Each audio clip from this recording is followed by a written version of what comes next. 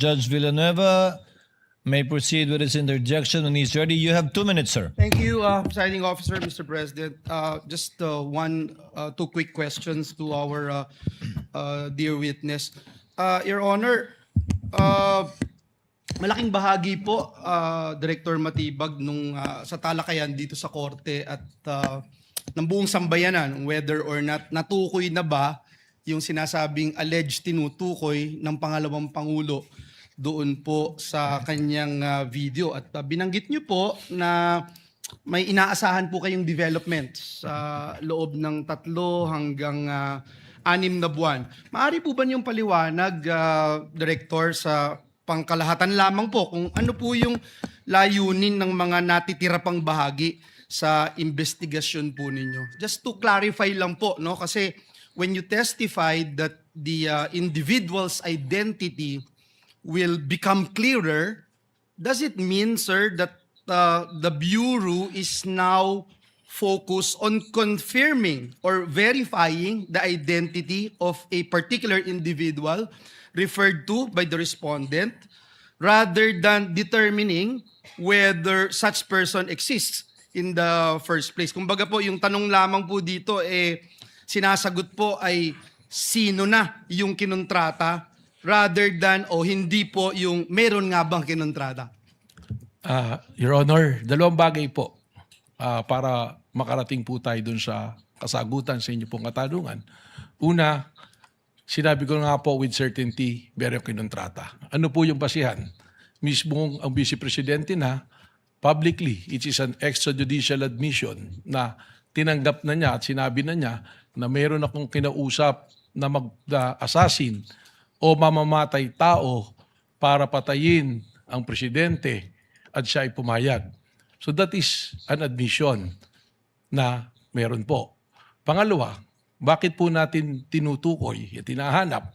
Dito na po pumapasok yung kailangan natin siyang makuha, hindi upang sabihin na kami talaga ay nag-usap ni Vice Presidente. Kasi yun naman pong sinasabi ko nga, yung pag-uusap na may papatay at hindi naman nagawa, wala naman po tayong pinag-uusapan na krimen doon. Pero ano po ba? Ano yun?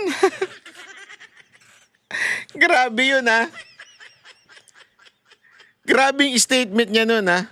Wala pa tayong pinag-uusapang krimen doon. Kasi wala pa nga.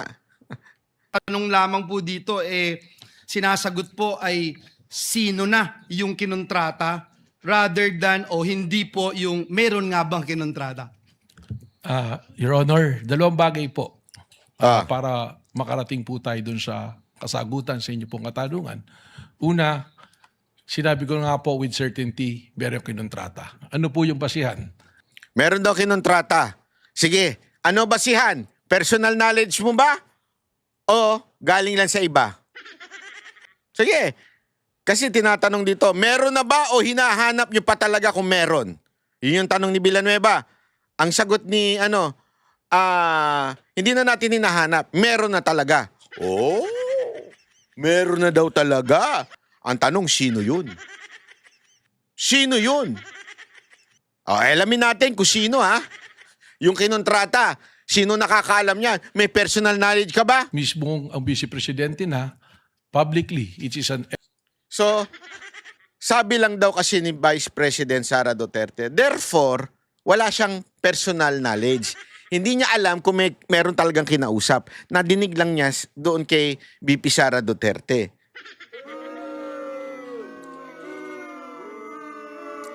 So, ang pinagbabasihan mo ng iyong judgment na meron na, ay hindi naman dahil meron kang sariling kaalaman. Kung hindi, narinig mo lang. Ano tawag doon? Hearsay. Sa Talagog o sa Tagalog, chismosa. extrajudicial admission na tinanggap na niya at sinabi na niya na meron akong kinausap na mag-assassin o mamamatay tao para patayin ang presidente at siya ay pumayag. So that is an admission na meron po. Admission daw na meron. Through VP Sara Duterte. Okay? Yun lang. Dahil kay VP Sara Duterte. That's it. Pangalawa, bakit po natin tinutukoy at tinahanap? Dito na po pumapasok yung kailangan natin siyang makuha, hindi upang sabihin na kami talaga ay nag-usap ni Vice Presidente. Oh, hindi daw dahil para i-confirm. O ano daw ang dahilan kung bakit kailangan nilang makuha? Kasi yun naman pong sinasabi ko nga, yung pag-uusap na may papatay at hindi naman nagawa, wala naman po tayong pinag-uusapan na krimen doon. Pero ano po ba ang tinutugunan namin sa paghahanap namin sa tao na yon, sa individual na yon? Yun na po yung sinasabi namin that we have to address the issue of national security, the safety of the President, which is a primary mandate of the National Bureau of Investigation. So pagkatambanta po sa Pangulo, kapag ito ay seryoso tulad po nitong banta na ito, ito rin po ay dadaos ng ligalig, kaguluhan, at disrespect po sa ating law and order. And that is the very purpose of the existence of the National Bureau of Investigation. Yung binanggit nyo na may mga persons of interest, so yun nga po, no? Tinutumbok na po nito na nandun na po kaya kayo dun sa sino ang kinontrata rather than meron nga bang kinontrata. Tama po, Your Honor. Thank you, Director Matibag. Nabanggit niyo po kahapon din yung parte ng network ng respondent na tinatawag na Davao Death Squad. Batay po ito dun sa ebidensyang nakalap po ninyo, sabi niyo sa NBI, at meron po kayong nakikitang impormasyon na nagsasabi ang... gusto kong malaman kung meron po kayong nakikitang impormasyon na nagsasabi na aktibo pa rin po ba ito noong 2024 kaya naging part ito ng inyong assessment sa kapasidad ng respondent? Sa amin po investigasyon lumalabas na meron pa pong mga existing.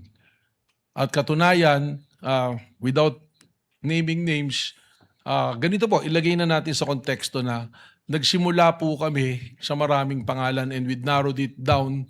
Siguro ito na inaantay ng marami rin na finally ma-identify natin. We are narrowing it down already to less than 20 individuals at may mga pangalan na po kami nito. Sa katunayan po, yung iba po rito, kausap na po namin yung kanilang mga pamilya o kakilala.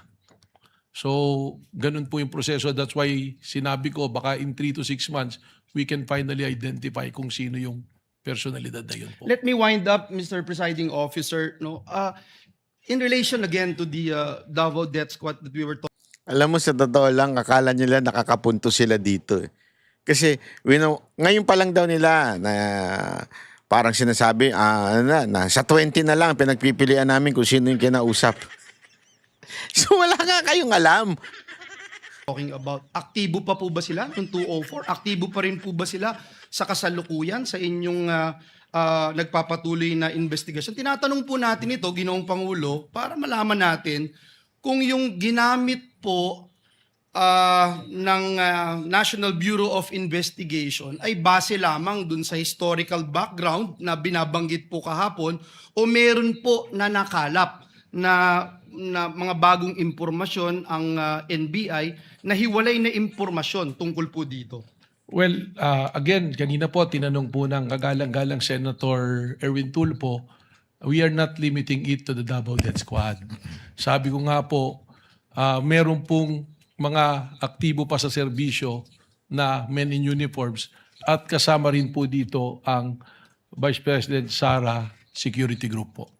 So even those who are actively involved right now, men in uniform, is that what you're saying? That is something that I can say because general naman, it will Kindly not go to wind the up. identity. Yeah, that will be meron all, po. Mr. Presiding Officer. Thank you, Director Salamat Matibag. po. Salamat po. Thank you, Senator Judge Villanueva. Senator Judge Aquino is recognized. You may proceed, sir, when you're ready. You have 2 minutes.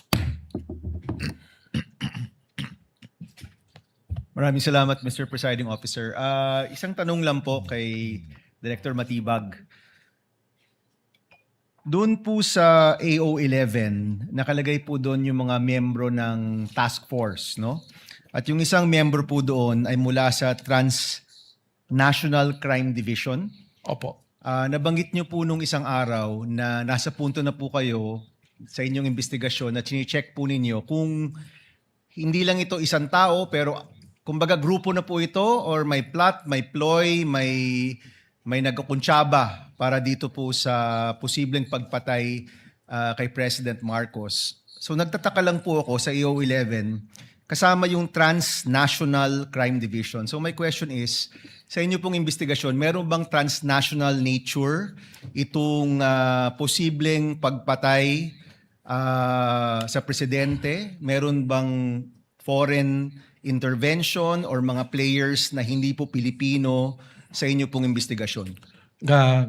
Yan po ay isang sa purpose talaga kung bakit namin isinama para alamin kung sino po. Alam naman po natin, para patayin ng isang presidente, hindi po isa o dalawang tao lang nag-uusap dito. You need yung kakayahan mo, yung capacity, doon po pumapasok. Kailangan ng pera, kailangan ng network, kailangan ng tao. So tinitingnan po natin ito lahat. Ngayon yung binabanggit po ninyo, kasama po sa ating tinitingnan yan. Pero ang isa pong mayoryang rason yan, yung pong mga pagbabiyahe ng ating Pangulo, we have to also monitor it because the possibility of endangering the life of the President during his time that is outside of the country, nandoon din po yan dahil sa threat. So kaklaruhin ko lang ha. So yung pagkakaroon ng Transnational Crime Division dahil yan sa mga biyahe ng presidente, hindi dahil merong possible foreign intervention dito sa iniimbestigahan yung pagpaplano. That is also an angle being considered but that's not the main reason po. Alright, salamat. Salamat. Kami ang boses ng masa, hindi natatakot. Katotohanan lang, di kami nalulunod. Walang bahid ng sismis, lahat ay totoo. Kahit sino ka pa, pag mali ka babanatan ka. Walang pinipiling kulay, wala kaming kinikilingan. Basta para sa bayan, kami lalaban. Pagdama palakpakan, pag mali banatan. Di matitinag, di matatakot, para sa bayan tuloy ang sigaw. Sa harap ng kamera, walang halong takot. Mga baluktot, lahat kayo'y tutumba. Ang hustisya at totoo, yun lang ang mahalaga.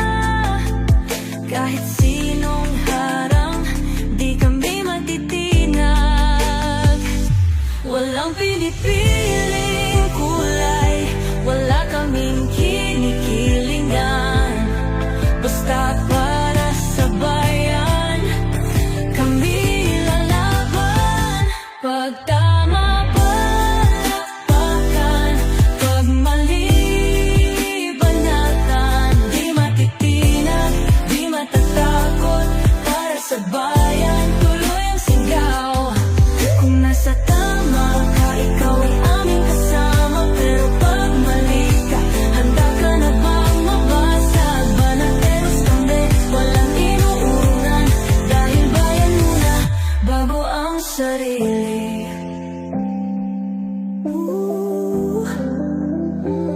Bago ang sarili.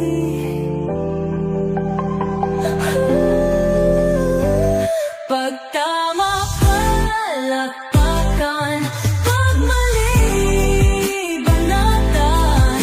Banateros ang sigaw, katotohanan ang laban.